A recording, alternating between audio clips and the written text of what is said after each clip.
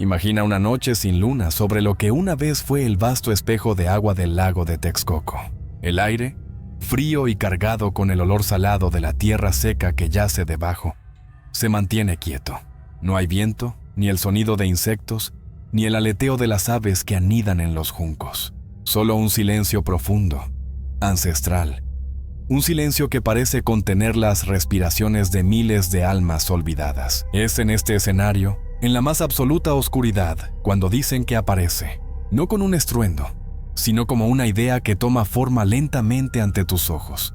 Primero, un destello pálido, una luminiscencia fantasmal que no pertenece a las estrellas. Luego, contornos que se solidifican desde las sombras. La silueta de un navío. No es un barco de este mundo. Sus mástiles, altos y delgados como los huesos de una mano gigante, se recortan contra un cielo que no tiene estrellas. Sus velas, si es que se les puede llamar así, son jirones de niebla, rotas y colgando sin que ninguna brisa las agite. Se desliza sobre la tierra endurecida, no sobre el agua, porque el gran lago ha muerto.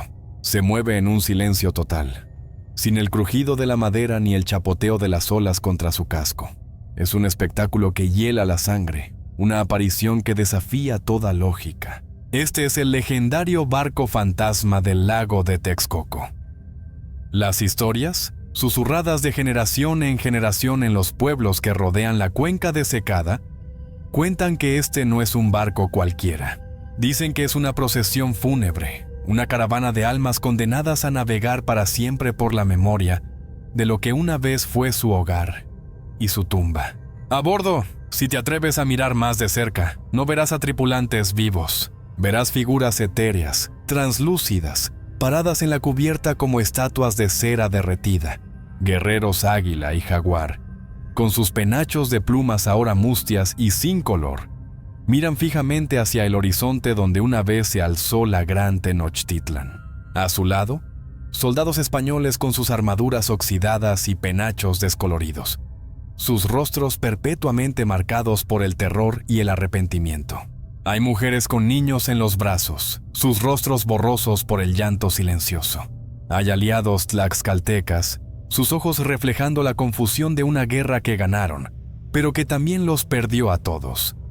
No hablan, no se mueven, salvo el balanceo casi imperceptible del barco. Pero quienes afirman haber visto el barco hablan de otra cosa, de los sonidos. Dicen que aunque el barco se mueve en silencio, el aire a su alrededor se llena con los ecos del pasado. Un murmullo lejano, como el de una multitud rezando en dos idiomas diferentes.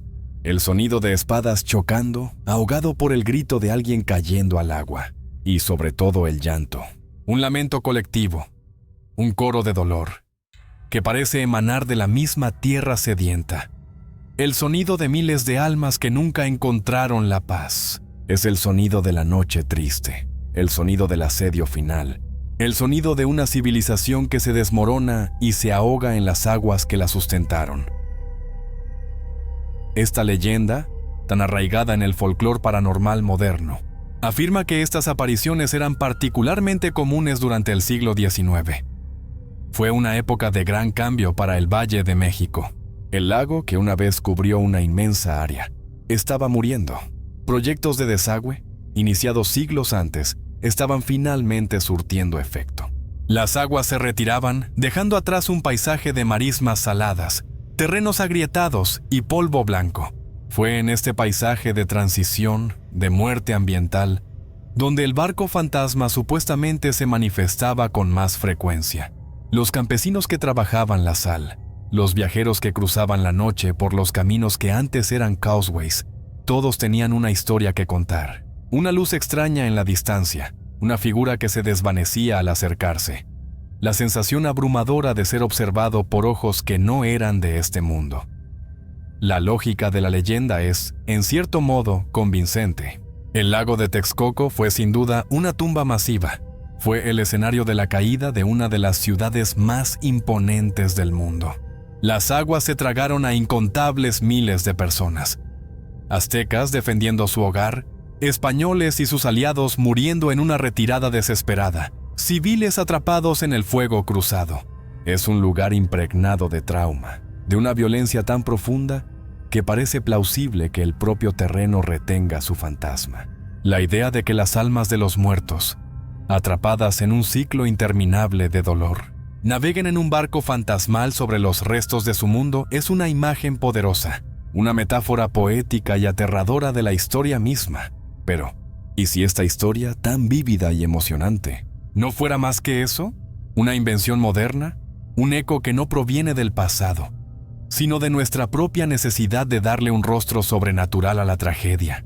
¿Qué pasaría si te dijera que, a pesar de la popularidad de esta leyenda en la era de Internet, no existe un solo relato histórico, ni un documento colonial, ni una crónica del siglo XIX que mencione jamás un barco fantasma en el lago de Texcoco?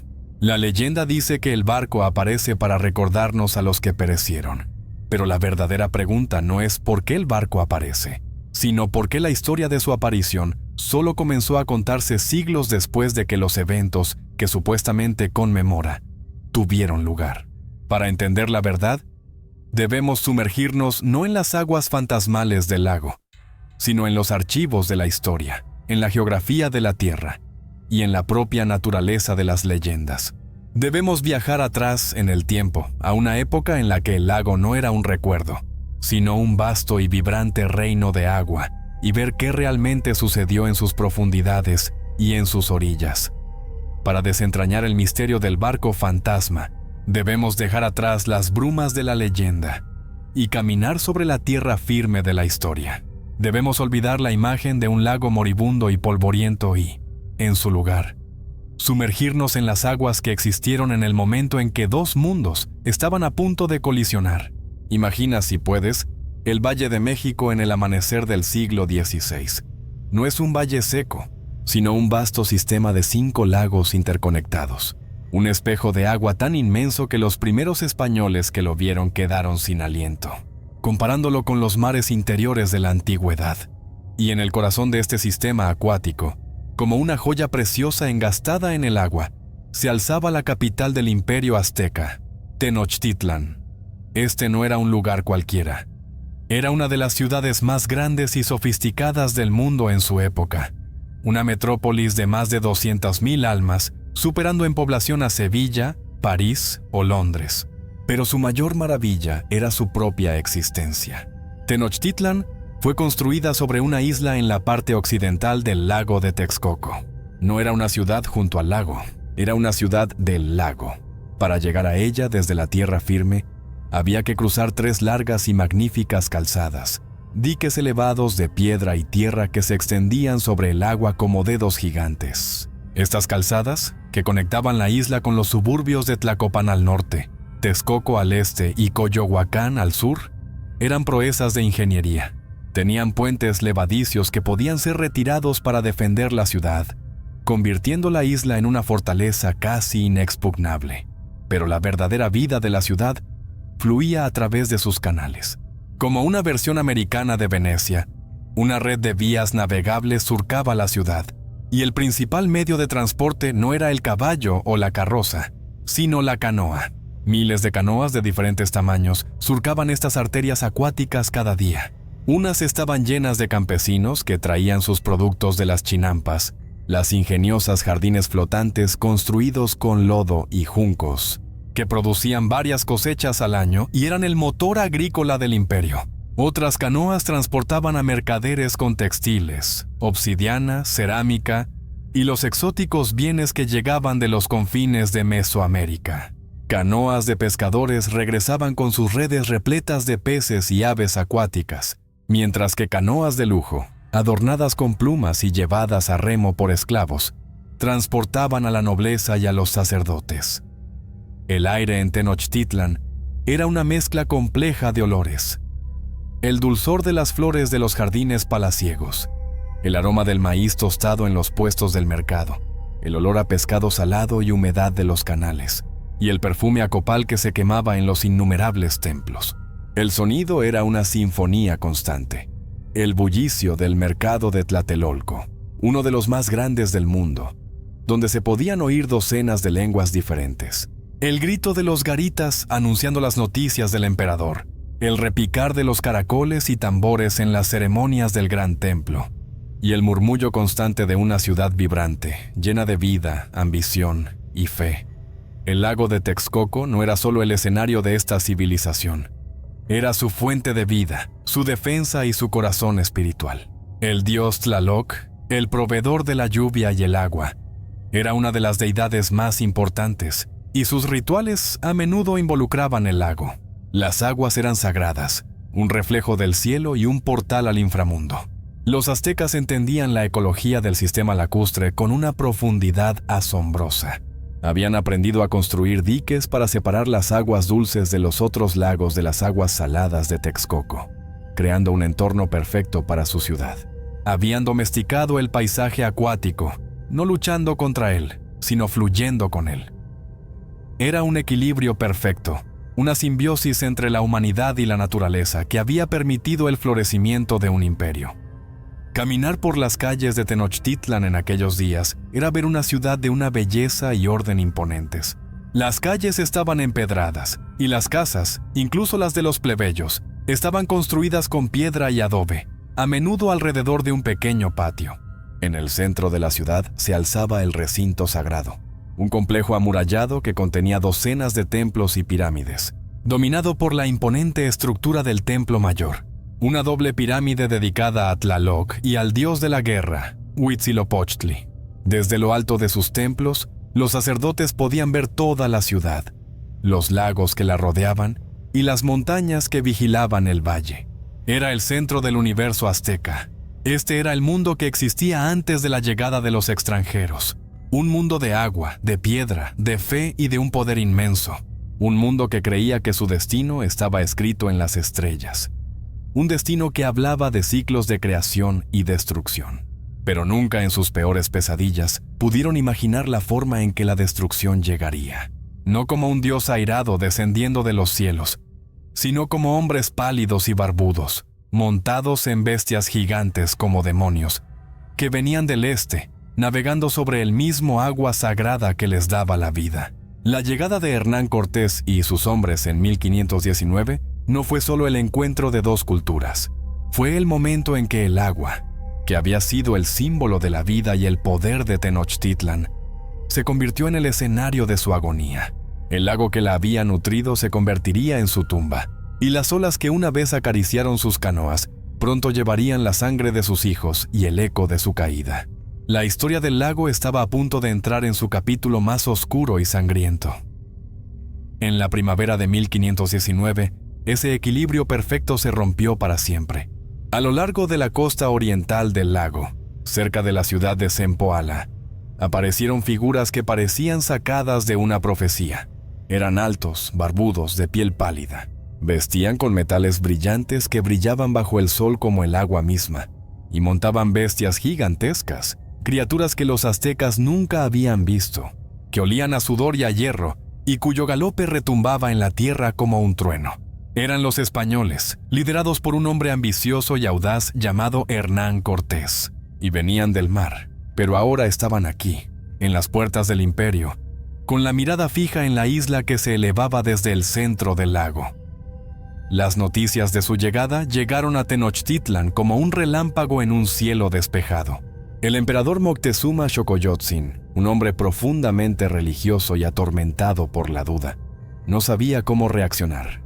Las profecías y los presagios habían estado plagando sus sueños durante años. ¿Eran estos hombres los enviados del dios Quetzalcóatl, que había prometido regresar un día desde el este? ¿Eran embajadores de un rey lejano? ¿O eran algo mucho peor? Conquistadores venidos a destruir su mundo. La incertidumbre paralizó la corte azteca. En un acto de cautela y quizás de fatalismo, Moctezuma decidió enviar regalos, oro y alimentos, e invitó a los extranjeros a la ciudad.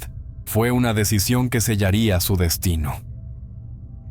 Cuando Cortés y sus hombres cruzaron la calzada de Tlacopan y entraron por primera vez en Tenochtitlan, quedaron maravillados. Era una visión que superaba todas sus fantasías de las ciudades de oro. Las calles limpias, los canales llenos de vida, la arquitectura imponente de los templos y palacios, el orden y la escala de la ciudad. Para ellos, era la evidencia de una civilización rica y poderosa, pero también pagana, una civilización que, en su mente, debía ser sometida y convertida. Sin embargo, debajo de la admiración, una sensación de vulnerabilidad comenzó a crecer entre los españoles. Estaban en una isla rodeados de agua. Las calzadas, sus únicas rutas de escape, podían ser cortadas en un instante. Estaban completamente a merced de su anfitrión. Eran invitados, sí, pero también prisioneros de lujo en el corazón del imperio. Cortés, con su instinto estratégico, entendió esta debilidad fundamental de inmediato. Darse cuenta de que no podía conquistar Tenochtitlan desde dentro. Necesitaba una ventaja, una forma de romper el control azteca sobre su propio entorno. Y esa ventaja estaba justo frente a ellos, el lago. Los aztecas dominaban el lago con su flota de miles de canoas ligeras y maniobrables. Podían mover tropas y suministros rápidamente, bloquear las calzadas y hostigar a cualquier enemigo desde el agua. Para los españoles, el lago era una trampa. Pero si pudieran controlar el lago, la trampa se convertiría en un arma. La idea era audaz, casi loca. Si no podían traer barcos al lago, los construirían allí mismo. Pero no en la isla, donde serían vulnerables. Los construirían en tierra firme, bajo la protección de sus nuevos aliados, los tlaxcaltecas, enemigos acérrimos de los aztecas. Cortés había forjado una alianza crucial con Tlaxcala, una poderosa ciudad-estado que había resistido el dominio azteca durante décadas.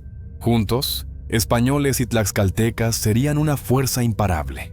El plan era simple en su concepción, pero monumental en su ejecución: desmantelar y transportar por tierra, pieza por pieza, los componentes de varios navíos de guerra, ensamblarlos en las orillas del lago y lanzarlos al agua para crear una armada que diera a los españoles el control naval que tanto necesitaban. Así comenzó uno de los proyectos de ingeniería más extraordinarios de la conquista. En Tlaxcala, a kilómetros de distancia, los carpinteros de navíos españoles, liderados por el maestre Martín López, comenzaron su trabajo, usando la madera de los bosques locales y la resina de los pinos para calafatearlas juntas. Construyeron 13 brigantinas. Eran barcos pequeños pero potentes, de 2 mástiles, con velas para navegar con el viento y remos para la maniobra, equipados con cañones pequeños pero devastadores. La construcción era un espectáculo fascinante para los tlaxcaltecas, que observaban cómo estos extraños daban forma a la madera para crear cascos que podían flotar y llevar hombres y armas. El verdadero desafío fue el transporte. Cada pieza de las brigantinas, desde los pesados mástiles y quillas hasta los clavos y las planchas de metal, fue cargada sobre las espaldas de miles de tlaxcaltecas. Fue una caravana humana que cruzó montañas y bosques, un esfuerzo titánico que demostraba la determinación de Cortés y la fuerza de su alianza.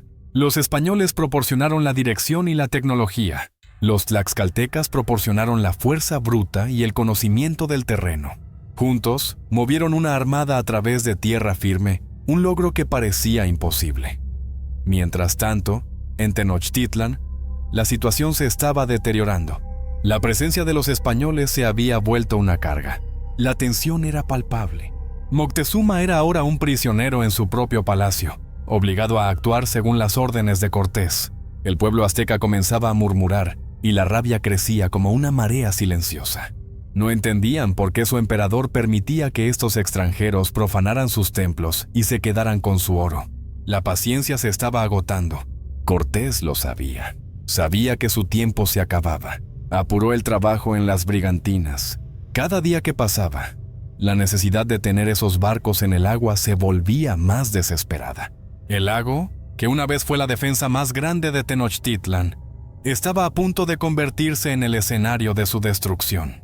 Las piezas del rompecabezas se estaban moviendo, y cuando el último clavo se clavara y la última vela se izara, el verdadero horror comenzaría. Finalmente, después de semanas de un trabajo agotador, las piezas llegaron a las orillas del lago, en un lugar llamado Texcoco. Allí, bajo el cielo abierto, con la isla de Tenochtitlan vislumbrándose en la distancia como un objetivo constante, comenzó el verdadero milagro de la ingeniería. Maestre Martín López y su equipo de carpinteros españoles supervisaron a un ejército de trabajadores tlaxcaltecas. El aire se llenó con el sonido rítmico y constante de los martillos golpeando la madera, con el chirrido de las sierras y con las órdenes gritadas en un idioma que la mayoría no entendía, pero que todos obedecían. Era una escena surrealista, la tecnología naval del viejo mundo tomando forma en el corazón del nuevo mundo, impulsada por la fuerza de una alianza improbable. Poco a poco, los esqueletos de los barcos surgieron de la tierra. Primero las quillas, luego las costillas curvadas que darían forma a los cascos. Los tablones de pino se clavaban en su lugar, y los huecos se rellenaban con estopa y brea, hirviendo en ollas gigantes y desprendiendo un olor acre y penetrante, que se mezclaba con el aire húmedo del lago. Los tlaxcaltecas observaban con una mezcla de asombro y temor. Para ellos, los españoles no solo eran guerreros, eran hechiceros que podían crear monstruos de madera capaces de devorar el agua. Los mástiles, enormes y rectos, se izaron y se aseguraron con cuerdas gruesas. Era como si un bosque nuevo y extraño estuviera creciendo en la orilla del lago. Un bosque destinado no a dar sombra, sino a lanzar la muerte. El día de la llegada fue un momento que se grabaría a fuego en la memoria de todos los que lo presenciaron. Con gran esfuerzo, la primera brigantina, un navío llamado La Capitana, fue empujada sobre troncos rodantes hacia el agua. Hubo un momento de silencio tenso mientras el casco se deslizaba por el barro y las piedras de la orilla. Luego, con un gran chapoteo que envió olas hacia la orilla, el barco flotó. Un rugido surgió de la garganta de los soldados españoles, un grito de triunfo y alivio. Desde la distancia, en las murallas de Tenochtitlan, los centinelas aztecas observaban con horror. No entendían cómo era posible, pero el presagio era terrible. Los extranjeros habían traído su poder al agua. Habían violado la pureza del lago con su maquinaria de guerra. Pronto, las 13 brigantinas estaban flotando. Una pequeña flota formidable anclada en la orilla. Sus velas blancas, desplegadas por primera vez, parecían fantasmas contra el fondo de las montañas. Cortés había logrado lo imposible. Ahora tenía la llave para destruir Tenochtitlan. Con las brigantinas, podía romper el control de las canoas aztecas. Podía bombardear las defensas de la ciudad desde el agua. Y, lo más importante, podía cortar las calzadas, aislando por completo la isla y sometiéndola a un hambre implacable. El lago, que había sido el escudo de Tenochtitlan, se había convertido en su prisión. La primera batalla naval en el lago de Texcoco fue una masacre. Los guerreros aztecas, valientes pero desesperados, lanzaron sus canoas contra los barcos españoles.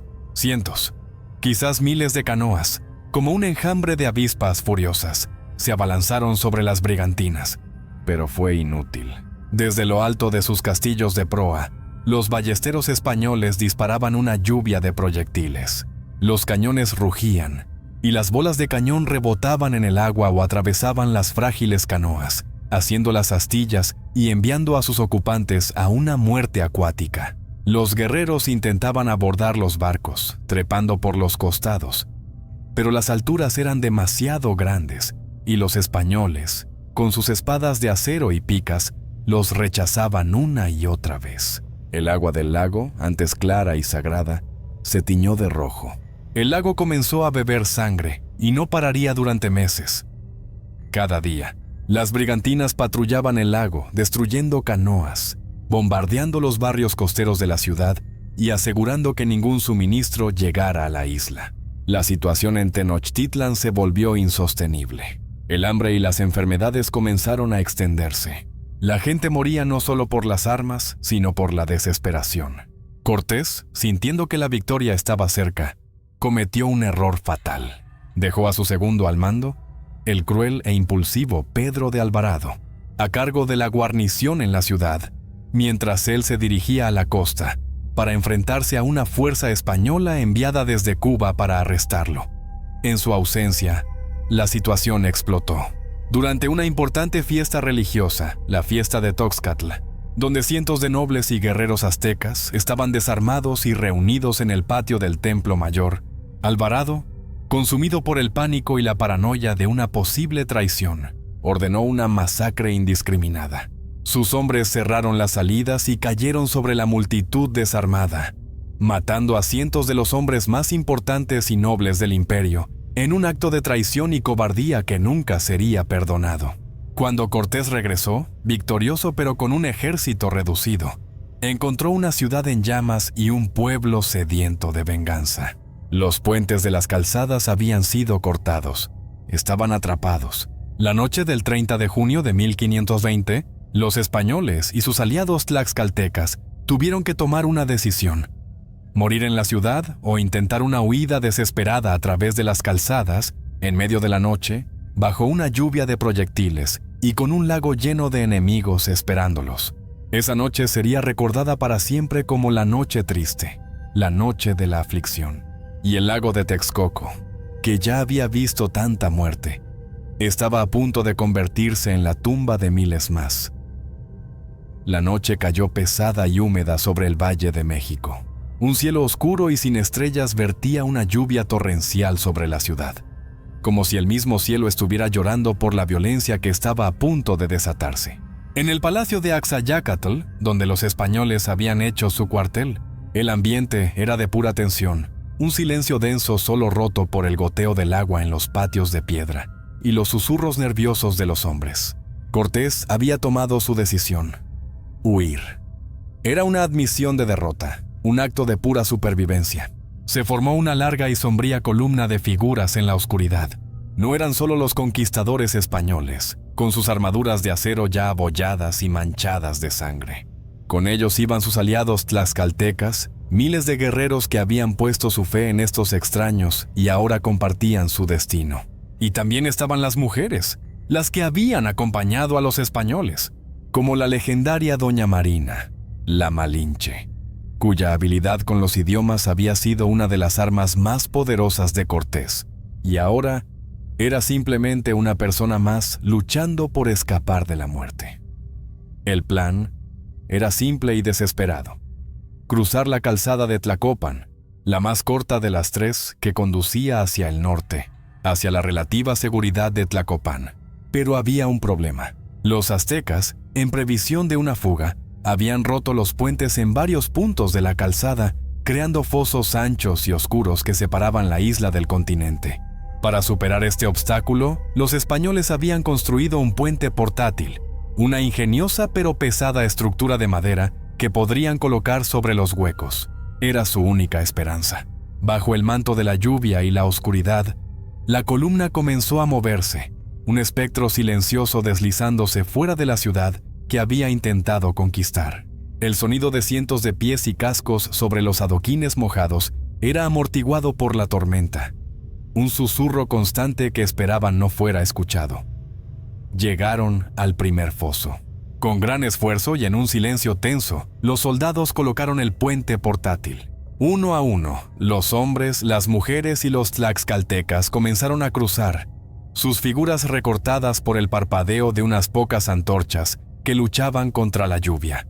Fue en ese momento de máxima vulnerabilidad cuando todo se desmoronó.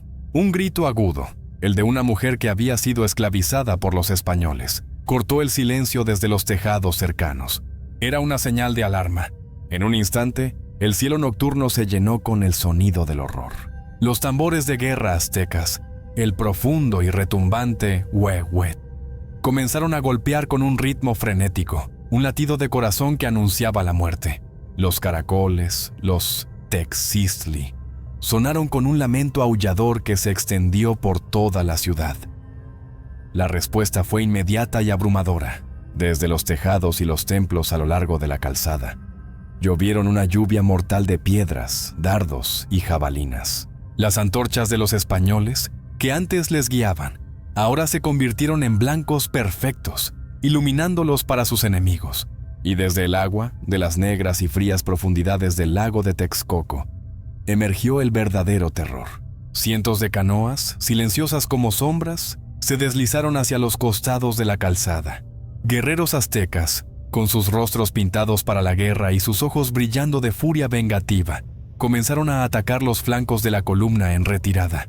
Subían por los muros de la calzada como arañas, lanzando a los españoles y a sus aliados a las aguas negras y heladas. El lago, que una vez fue la fuente de la vida, ahora era una boca abierta lista para devorarlos. Para un soldado español, Caer al agua era una sentencia de muerte. La armadura que lo protegía en la batalla se convertía en un ataúd de acero, arrastrándolo hacia el fondo. El oro y las joyas que muchos habían robado del palacio de Moctezuma, el fruto de su codicia, se convertían en anclas de la muerte. Muchos, cargados con el peso de su avaricia, tropezaron en la oscuridad y cayeron, sus manos aferradas a los lingotes y collares mientras se hundían en las profundidades fangosas. El lago se estaba llenando de tesoros y cadáveres. La calzada se convirtió en un matadero.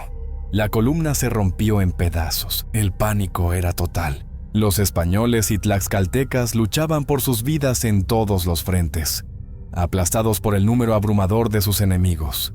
En medio del caos se gestó una leyenda. Se dice que Pedro de Alvarado, el hombre cuya crueldad había provocado esta masacre, se encontró con un foso demasiado ancho para el puente, que ya había sido perdido o destruido. Rodeado por el enemigo y sin escapatoria, con una fuerza sobrehumana impulsada por el terror, clavó su lanza en el suelo y, usando su increíble agilidad, saltó sobre el abismo de varios metros de ancho. Un salto tan imposible que parecía un milagro o un truco del diablo. Pero para la mayoría no hubo milagros. Cortés, que luchaba en la retaguardia para cubrir la retirada, vio cómo sus hombres eran masacrados. Cabalgaba de un lado a otro, su espada desenvainada, gritando órdenes que nadie podía oír, intentando formar una resistencia que era inútil. Vio cómo sus capitanes más leales caían uno por uno. Vio cómo el puente portátil, su única esperanza, se derrumbaba bajo el peso de demasiados hombres, precipitando a cientos a las aguas oscuras. Cuando finalmente llegó al otro lado, al pequeño pueblo de Tacuba en la orilla del lago, se giró para mirar atrás. La escena era un infierno. La calzada estaba iluminada por el resplandor de los incendios en la ciudad, y el aire estaba lleno de los gritos de los moribundos y los cantos de guerra de los vencedores. Según las crónicas de Bernal Díaz del Castillo, uno de los supervivientes, Cortés, cubierto de heridas, lodo y desesperación, se sentó en una piedra y lloró. No lloró por el oro perdido, que ahora yacía en el fondo del lago, un tesoro maldito. Lloró por sus hombres. De los más de 1000 españoles que habían entrado en Tenochtitlan, solo unos pocos cientos lograron escapar con vida. Casi todos estaban heridos. Habían perdido su artillería, sus caballos, su orgullo y, lo más importante, la ilusión de invencibilidad. La noche triste había sido una derrota catastrófica. Los aztecas habían recuperado su ciudad, pero era una ciudad en luto, devastada por la guerra y la enfermedad. Y el lago de Texcoco, testigo silencioso de todo, guardaba ahora en su seno los cuerpos de miles de españoles, tlaxcaltecas y aztecas, junto con el oro que los había cegado. El agua se había convertido en una tumba líquida, un lugar de poderosa energía negativa, un cementerio que nunca daría descanso a sus muertos. La leyenda del barco fantasma aún no existía, pero el trauma, el dolor y los fantasmas que la alimentarían acababan de nacer en las profundidades de esa noche sangrienta. La noche triste no fue el final, sino el prólogo de una agonía mucho más larga y devastadora. Cortés y los supervivientes, humillados y diezmados, se refugiaron en Tlaxcala para rehacer sus fuerzas. Pero el arma más letal que los españoles trajeron consigo no era la espada ni el cañón, sino algo invisible y silencioso: la viruela. Mientras los españoles se preparaban para su regreso, la enfermedad se extendió como un incendio a través del Valle de México, una plaga que los cuerpos aztecas, sin inmunidad alguna, no podían combatir. Las calles de Tenochtitlan, una vez vibrantes de vida, se convirtieron en corredores de muerte. La población se desplomó, los líderes morían, y la estructura social y militar del imperio se desintegró desde dentro. Fue un golpe del que nunca se recuperarían. Con sus aliados tlaxcaltecas reforzados y con el enemigo debilitado por la enfermedad, Cortés regresó. Esta vez, no hubo engaños ni intentos de diplomacia. El asedio fue total y brutal. Durante 75 días, las brigantinas españolas, junto con miles de canoas tlaxcaltecas, bloquearon la ciudad, impidiendo la entrada de alimentos y agua. Cortaron el acueducto que abastecía a la ciudad. Día tras día, los cañones bombardeaban los templos y las casas. Día tras día, los defensores, hambrientos y enfermos, luchaban con una ferocidad desesperada. El lago se convirtió de nuevo en un campo de batalla. Pero esta vez era una guerra de desgaste, un estrangulamiento lento y metódico. Cuando el 13 de agosto de 1521, el último emperador azteca, Cuauhtémoc, fue capturado mientras intentaba huir en una canoa. La Gran Tenochtitlan había dejado de existir. Era una ciudad en ruinas, un cementerio de más de 100,000 almas, un espectáculo de destrucción tan completo que dejó sin palabras a los propios vencedores. Sobre estas ruinas, humeantes y llenas de cadáveres, los españoles comenzaron a construir su propia ciudad. La llamaron la Ciudad de México, la capital de la Nueva España. Usaron las piedras de los templos demolidos para construir sus iglesias y palacios. Un acto simbólico de borrado y superposición. Pero había un problema que no podían resolver simplemente construyendo encima de él: el agua. El lago, que había sido el aliado de los aztecas, se convirtió rápidamente en el enemigo más implacable de los españoles. La ciudad que construyeron en la isla, siguiendo el mismo diseño que la anterior, era vulnerable a las inundaciones estacionales. Las lluvias torrenciales del verano hacían que el nivel de los lagos subiera, amenazando con devolver la ciudad a las aguas de las que había nacido. Las inundaciones no eran una molestia, eran catástrofes. En 1555, una inundación tan severa azotó la ciudad que el virrey Luis de Velasco tuvo que ordenar la evacuación de gran parte de la población. Las calles se convirtieron en ríos caudalosos. Las casas quedaron sumergidas hasta los tejados y la gente se movía en canoas donde antes había caminos. Fue un presagio de lo que estaba por venir. La peor de todas llegó en 1629. Durante 3 años consecutivos, las lluvias no cesaron. El lago de Texcoco y los otros lagos del valle se desbordaron, sumergiendo a la Ciudad de México bajo 1,5 metros de agua. La ciudad se convirtió en una versión infernal de Venecia, un pantano de agua estancada, escombros y enfermedad. La gente vivía en los pisos superiores de sus casas. El comercio se detenía y la muerte acechaba en cada rincón. Fue una crisis existencial para la capital colonial. La ciudad estaba en peligro de ser abandonada, devorada por el mismo lago que la sostenía. Fue en este contexto de desesperación cuando nació el proyecto más ambicioso y, en última instancia, transformador de la historia del Valle de México, el Gran Desagüe. La idea era simple y monumental: abrir una brecha en las montañas que rodeaban el valle para drenar el exceso de agua del lago de Texcoco hacia el Océano Pacífico. En 1607, antes de la gran inundación, el virrey Luis de Velasco había encargado a un cosmógrafo e ingeniero de origen alemán llamado Enrico Martínez la tarea de hacer realidad esta locura. Martínez diseñó un plan audaz: construir un túnel de más de 6 kilómetros de longitud a través de la montaña de Nochistongo, al norte del valle. El proyecto fue una hazaña de ingeniería colonial. Miles de trabajadores indígenas, reclutados a través del sistema de trabajos forzados conocido como repartimiento, fueron enviados a las duras condiciones de la montaña. Con herramientas primitivas, picos, palas y barrenos de mano, comenzaron a excavar la roca. Trabajaban en condiciones inhumanas, sufriendo accidentes, enfermedades y agotamiento. El progreso era lento y doloroso. Finalmente, en 1609, el túnel se completó. Se organizó una gran ceremonia para inaugurarlo.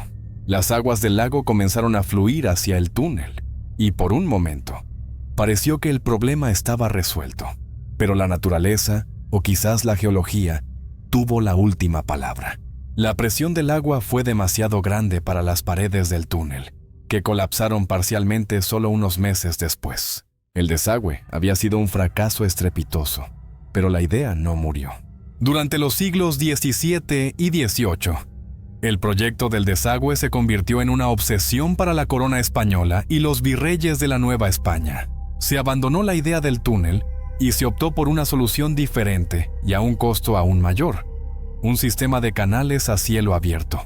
Se contrataron ingenieros, se gastaron fortunas y se movilizó a decenas de miles de trabajadores para excavar un vasto canal que conectara el lago de Texcoco con el río Tula, que fluía hacia el norte. Fue un trabajo interminable, una lucha de siglos contra el agua y la tierra. El proyecto se detenía por falta de fondos, se reanudaba con nuevo vigor, se enfrentaba a problemas técnicos, a la corrupción y a la inmensa escala del desafío. Durante 200 años, el desagüe fue una herida abierta en el paisaje y en la economía de la colonia, un monumento a la determinación humana por dominar la naturaleza, pero también a su arrogancia. Así, cuando el siglo XIX llegó, el lago de Texcoco no estaba simplemente secándose gradualmente, como sugiere la leyenda del barco fantasma. Estaba siendo desangrado activamente, drenado gota a gota por un proyecto de ingeniería que llevaba siglos en marcha. El paisaje ya se había transformado de manera irreversible. Las grandes extensiones de agua abierta se habían reducido, dando paso a marismas saladas, a terrenos fangosos y a áreas de tierra seca. El lago que los conquistadores vieron, el lago que fue testigo de la noche triste, ya no existía en su forma original. Su muerte no era un proceso natural, sino un asesinato lento y metódico, una intervención humana que lo estaba borrando del mapa. La verdad histórica del lago en el siglo XIX no es la de un cuerpo de agua en decadencia, sino la de un ecosistema moribundo, víctima de una larga y costosa guerra contra las inundaciones. Y en un paisaje así, un paisaje de canales, marismas y tierra seca, la aparición de un gran navío fantasma no era solo improbable, era una imposibilidad física. Para cuando el sol del siglo XIX se levantaba sobre el Valle de México, el gran lago de Texcoco ya era un fantasma de sí mismo. La vasta extensión de agua que había maravillado a los conquistadores y sostenido al imperio azteca se había convertido en un mosaico de blancura y desolación. Lo que antes era un lago, ahora era un laberinto de marismas saladas, canales de aguas poco profundas y, sobre todo, enormes planicies de tierra seca y agrietada cubiertas por una costra de sal blanca y brillante. Bajo el sol del mediodía, este paisaje no reflejaba el cielo. Lo cegaba con una luz tan intensa que parecía un desierto polar en el corazón de México. El aire ya no era pesado con el olor a vida y humedad del agua dulce, sino con el acre y penetrante perfume de la sal, el polvo y la descomposición orgánica de las zonas pantanosas. Este era el reino de los salineros. Los trabajadores de la sal eran los únicos que se atrevían a dominar aquella tierra estéril y extraña. Desde la época colonial, la extracción de sal en las orillas del lago había sido una importante, aunque brutal, fuente de ingresos. Hombres, mujeres y niños, a menudo de las comunidades indígenas más pobres de los alrededores, pasaban sus días bajo un sol implacable, raspando la costra salina del suelo con herramientas rudimentarias. La sal se amontonaba en montículos piramidales que se secaban al sol antes de ser transportada en pesadas carretas de bueyes hasta la Ciudad de México. Era una existencia dura, monótona y solitaria, marcada por el silencio, el calor y un contacto constante con una tierra que parecía muerta pero que, irónicamente, daba sustento. Estos hombres y mujeres, los únicos habitantes habituales del lago en el siglo XIX, eran los testigos oculares por excelencia. Si un barco fantasma hubiera estado surcando las aguas remanentes en las noches sin luna, ellos lo habrían visto. Sus vidas estaban dictadas por los ciclos del sol y la luna, por las mareas mínimas de los canales y por la geografía del lugar. Conocían cada centímetro de aquel terreno. Sin embargo, no existe un solo relato, ni una sola crónica, ni una sola tradición oral recogida de los salineros del siglo XIX que hable de un navío espectro. Sus historias, las que se contaban alrededor de las fogatas para combatir el frío de la noche, hablaban de otras cosas. Hablaban de los peligros de ahogarse en el fango, de las tormentas de polvo que podían borrar el camino en minutos, de los espíritus de la tierra, pero nunca de un barco. La lógica geográfica es aplastante. ¿Cómo podría un navío, incluso uno fantasmal, navegar en un paisaje así? ¿Cómo podría un galeón con sus mástiles y quilla deslizarse sobre un polvo blanco y duro, o navegar por canales tan poco profundos que un hombre podría vadearlos? La leyenda del barco fantasma requiere un lago, un cuerpo de agua sustancial. Pero el lago de Texcoco del siglo XIX ya no era eso. Era un ecosistema en su lecho de muerte. Un lugar donde el agua era un recurso escaso y precioso. no un océano para que los fantasmas lo surcaran. La propia premisa de la leyenda se derrumba al enfrentarse a la realidad física del terreno. Pero la ausencia de un barco fantasma no significa que la tierra estuviera libre de ecos ni de espíritus. El siglo XIX mexicano tenía sus propios fantasmas, pero eran de una naturaleza muy diferente. El más famoso y profundamente arraigado en el alma mexicana es, sin duda, La Llorona, la mujer llorosa. A diferencia del barco fantasma, La Llorona es una leyenda con profundas raíces en la época colonial y en las tradiciones indígenas. Sus orígenes son complejos y debatidos. Algunos la vinculan con diosas maternales prehispánicas como Cihuacóatl, que se decía que lloraba por sus hijos perdidos antes de la llegada de los españoles. Otras versiones la sitúan en la época colonial, como una mujer mestiza o española que, en un acto de celos o desesperación, ahogó a sus propios hijos y ahora está condenada a buscarlos para siempre. La Llorona no es una aparición bélica o histórica, es un lamento personal e íntimo. Se la describe como una figura espectral vestida de blanco, que vaga cerca de los ríos, lagos y arroyos en las noches oscuras. No llega en un barco. Su presencia se anuncia con un sonido inolvidable, un llanto desgarrador, un grito de ¡ay, mis hijos!, que hiela la sangre de quien lo oye. Es el sonido del arrepentimiento puro, de una culpa que trasciende la muerte. Su historia se transmitía de forma oral, como una advertencia, como un susurro en las plazas y un cuento de miedo que las madres contaban a sus hijos para que no se acercaran al agua de noche. Era un fantasma que se sentía, que se oía, más que uno que se veía. Mientras La Llorona era un lamento que surgía de las profundidades del alma humana y del agua misma, el barco fantasma de Texcoco es una epopeya visual, un espectáculo cinematográfico. La Llorona tiene raíces documentables en la tradición oral y la literatura colonial. El barco fantasma no. La Llorona representa una tragedia personal universal. El barco fantasma representa una alegoría histórica amplia. La diferencia es fundamental y revela la naturaleza de cada leyenda. Una es orgánica, nacida del suelo y la psique de la gente. La otra es constructiva, ensamblada a partir de piezas de otras historias. Además de La Llorona, las creencias populares del siglo XIX estaban llenas de otras entidades. El Nahual, el brujo que podía transformarse en animal, era un temor constante en las zonas rurales. Se creía que la tierra misma estaba viva, habitada por el espíritu de Tlaltecutli, el monstruo terrestre que exigía ofrendas de sangre. Los fantasmas no eran tripulaciones de barcos, sino almas en pena de individuos que habían muerto violentamente y que no podían encontrar paz, a menudo atados a un lugar específico, un árbol, una casa, un pozo. El mundo espiritual del México del siglo XIX era íntimo, terrenal y personal. Sus fantasmas navegaban en corrientes de aire, no en agua. Sus leyendas crecían de la tierra como las malas hierbas. No eran importadas en el casco de un navío. Así, a medida que el siglo XIX avanzaba y el proyecto de desagüe del presidente Porfirio Díaz completaba la transformación del lago en una planicie utilizable, el viejo mundo de los salineros y sus leyendas comenzaba a desaparecer. La modernidad llegaba, con sus ferrocarriles, sus telégrafos y su visión racional del mundo. Los antiguos fantasmas corrían el riesgo de ser olvidados, pero el trauma de la conquista, la imagen de la gran ciudad ahogándose en el lago, seguía siendo una herida abierta en la imaginación colectiva. Faltaba una historia, una que pudiera encapsular toda esa grandeza y tragedia de una manera que la nueva era pudiera entender. Una historia que no viniera de los susurros de los salineros, sino de las páginas de los libros y más tarde de las pantallas de cine. Una historia que necesitaba un espectáculo, no un susurro. Y así, en el silencio dejado por los fantasmas reales, se estaba gestando el nacimiento de uno nuevo, artificial y espectacular. El barco fantasma del lago de Texcoco.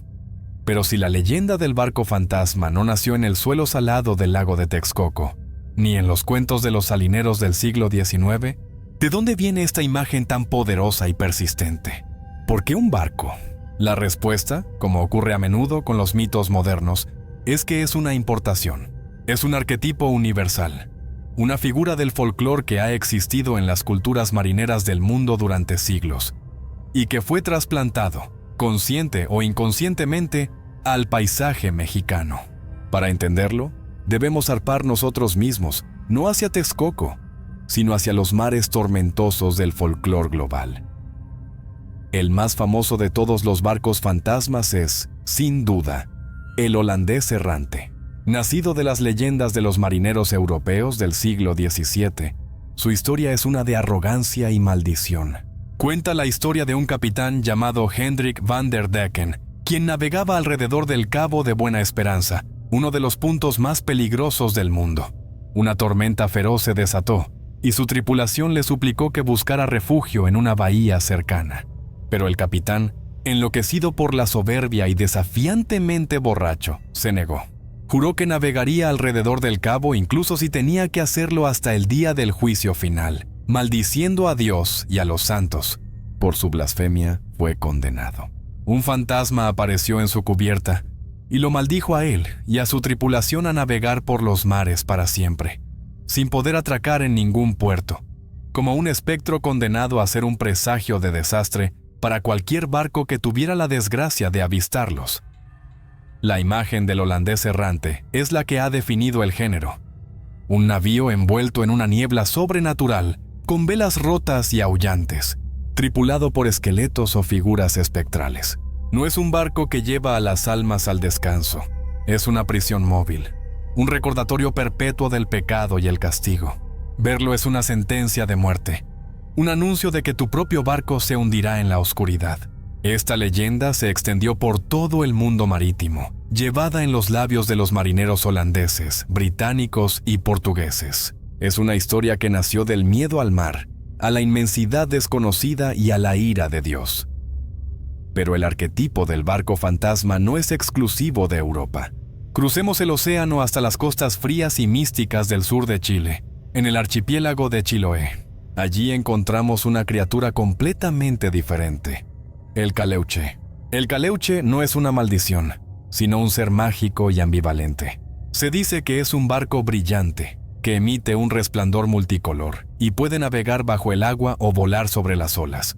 Aparece y desaparece a voluntad, a menudo envuelto en una densa niebla. Su tripulación no son almas atormentadas, sino los muertos que se ahogaron en el mar, así como brujos y seres mágicos. A bordo del caleuche, los muertos no sufren. Continúan sus vidas como si nada hubiera pasado. Celebran fiestas, bailan la cueca y beben, mientras el barco navega por el mar invisible. El caleuche no es un presagio de muerte para todos. Para algunos, es un barco que ayuda a los pescadores en apuros. Para otros, es una fuerza temible que puede secuestrar a las personas para llevarlas a su mundo subacuático. Es una puerta a otro reino, una manifestación de la creencia mapuche y chilota, en que el mundo está lleno de espíritus y de realidades paralelas. A diferencia del holandés errante, que es puramente cristiano y occidental en su moralidad, el caleuche es una criatura del sincretismo, una mezcla de creencias indígenas y europeas que ha evolucionado en un entorno único.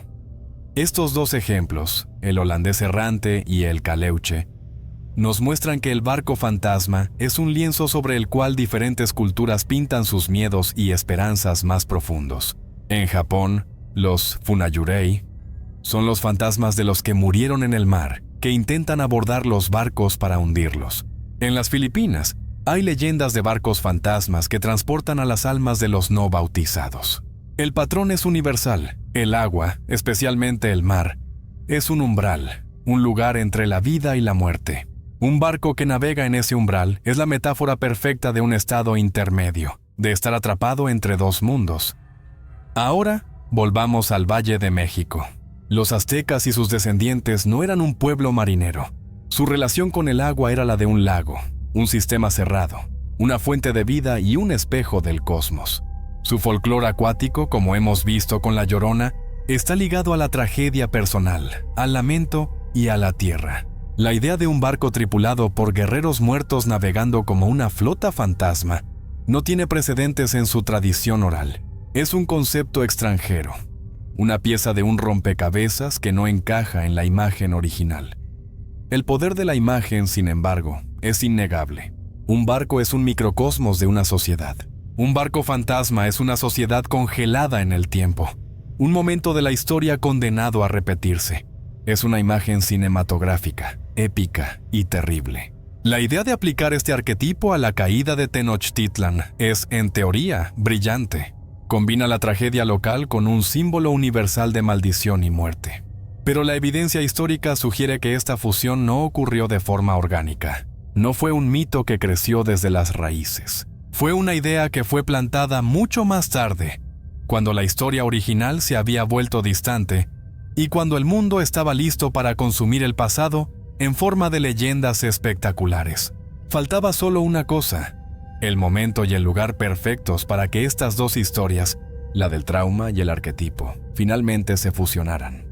Así que, si la leyenda es un fantasma en los archivos, si no hay rastro de ella en las crónicas coloniales, en los diarios de viajeros del siglo XIX, ni en las tradiciones orales de los pueblos del lago, ¿dónde y cuándo materializa finalmente esta historia?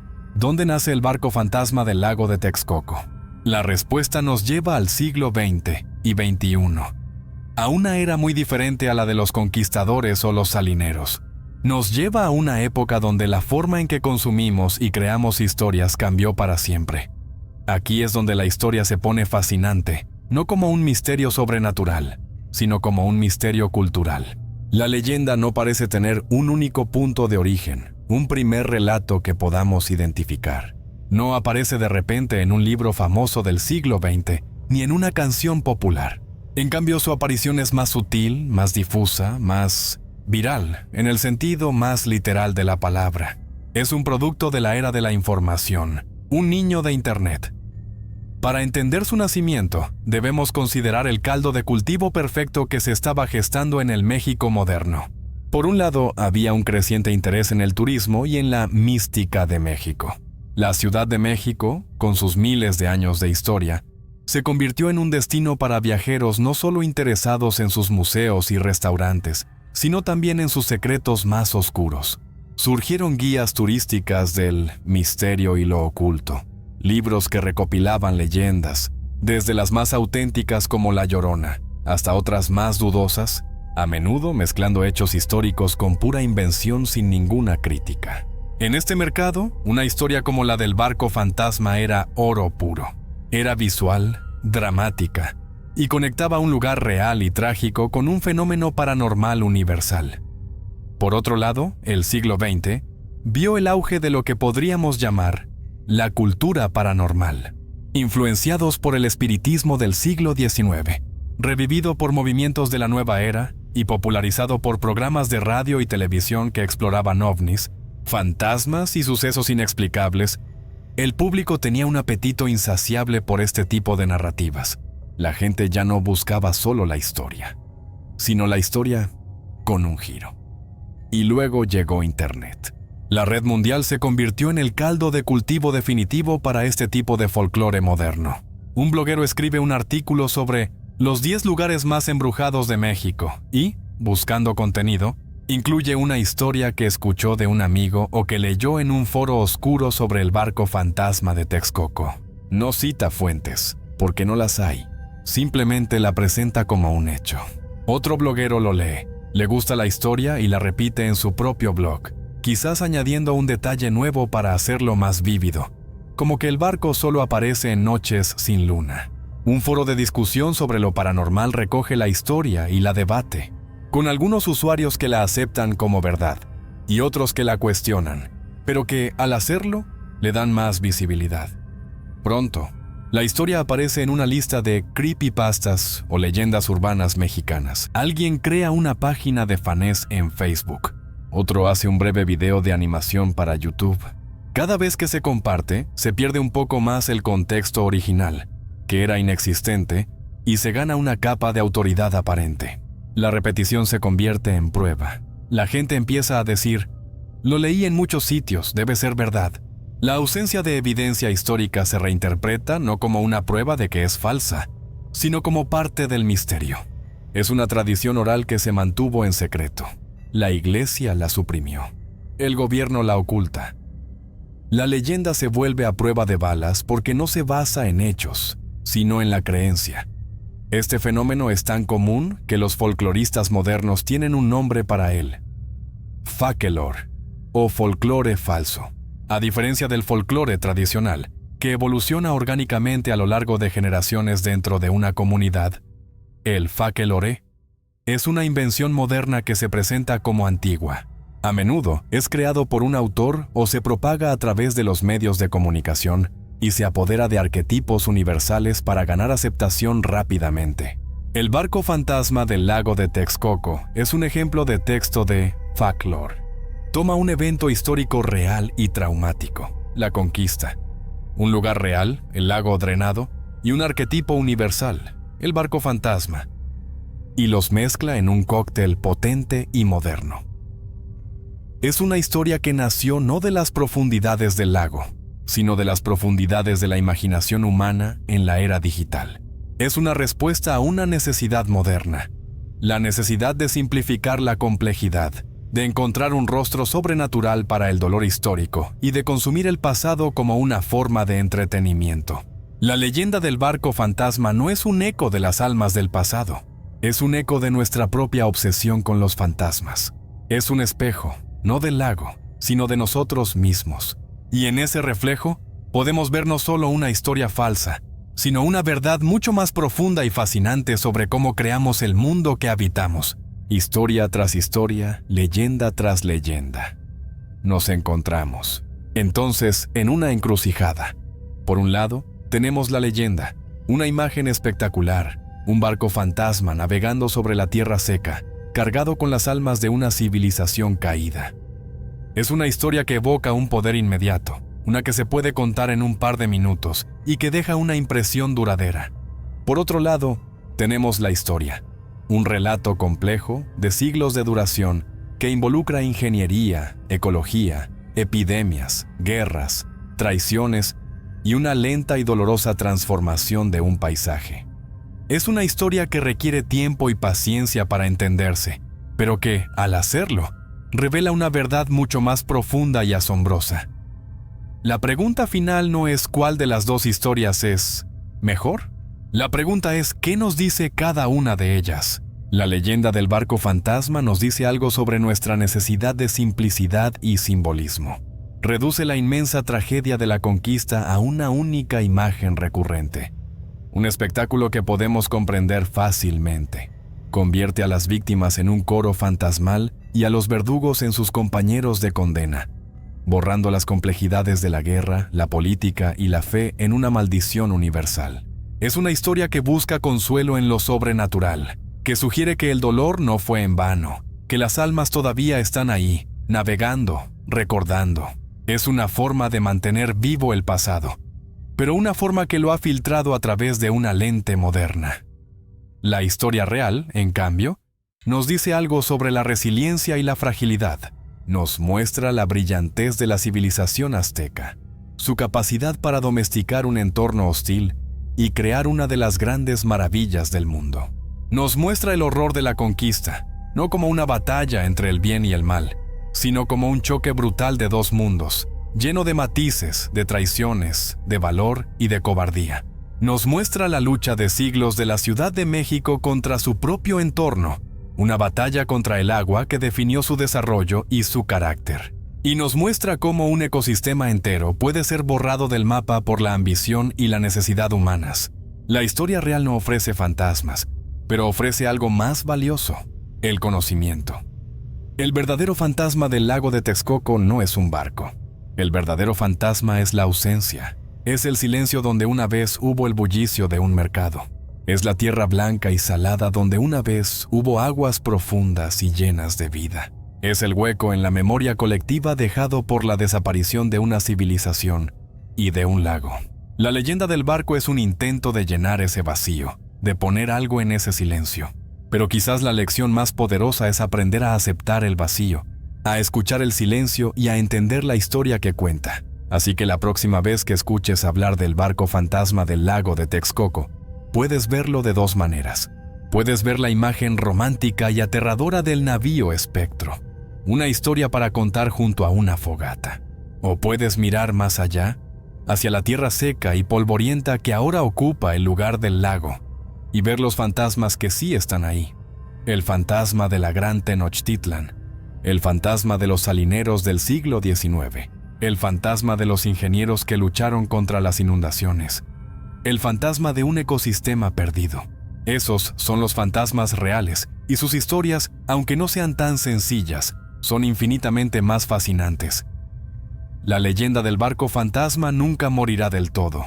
Es una historia demasiado buena, demasiado visual. Seguirá apareciendo en blogs, en videos de YouTube, en conversaciones. Se convertirá, con el tiempo, en una de esas leyendas antiguas que todo el mundo da por sentado, aunque no tenga más de unas pocas décadas.